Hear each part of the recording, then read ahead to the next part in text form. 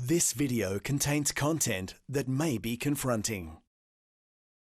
There's more pressure on former Prince Andrew after new images were released in the latest tranche of documents relating to the late sex offender Jeffrey Epstein. Now, the photos are among more than 3 million pages of documents, videos and images released yesterday by the US Department of Justice.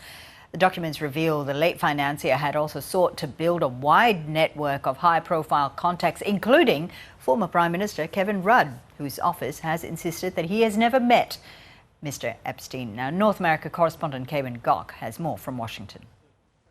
Survivors have labelled this most recent release as outrageous, and they've said the scale of failure is staggering and indefensible from the Department of Justice.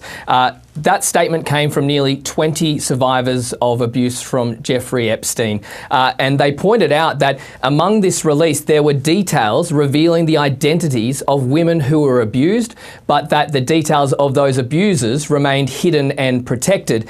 Now, the Department of Justice has indicated that this would be the last major drop of files in relation to the Epstein Transparency Act, despite the fact it's 6 weeks after the legal deadline. But survivors say that's not good enough, and they should continue to reveal and release information until every abuser and enabler is fully exposed. But yesterday, the Deputy Attorney General, Todd Blanche, said, "I don't think the public are going to uncover men within the Epstein files that abused women, unfortunately." One survivor said that that comment was heart-wrenching, and it raises questions about the full extent of this release, because we know that in this release there were witness statements from survivors and victims to the FBI. They're called 302 forms, where they say they have detailed abuse and have named abusers in those documents. Much of those documents have been redacted. So it raises the question as to who are those people that have been allegedly done the abuse, and why that information hasn't been revealed. The Department of Justice can redact information to protect the identities of survivors and victims, and if it jeopardizes any active investigations. But for years, these women have wondered what law enforcement did with that information they provided them, or what they have not done. So there is much frustration and anger from many of these women who have come out after experiencing years of abuse from Jeffrey Epstein. Cayman, this is a huge release of files. We're talking millions here. What else do we know about what was in their files? Yeah, it's important to note that just appearing or being named in these files does not imply any wrongdoing, but there is evidence in the 2000s that investigators were looking into Epstein's close inner circle, and at one stage had plans to charge 3 other co-conspirators. That didn't happen. Those names have been redacted.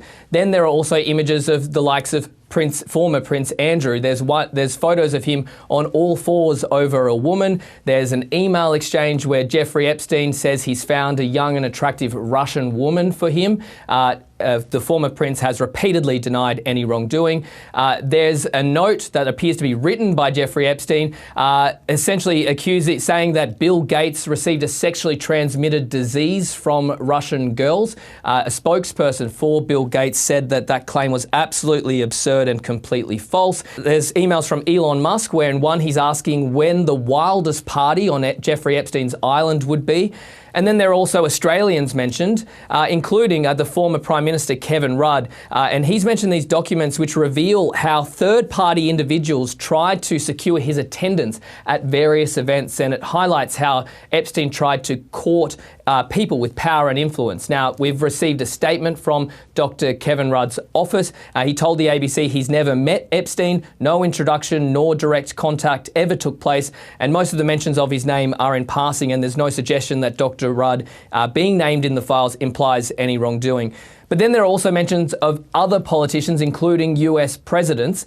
There is a compiled list of tips that were sent to the FBI which allege abuse from Epstein and his co-conspirator Ghislaine Maxwell. And in this list of unverified tips, there is allegations of abuse, rape and sexual assault from Donald Trump, and claims that he and former President Bill Clinton attended orgy parties. Now, both men have denied any wrongdoing, and neither have ever been accused of wrongdoing by law enforcement in relation to Jeffrey Epstein. Investigators at the time labelled these tips as unreliable, and the Department of Justice did say that there will be documents in these files that are false, that will be released.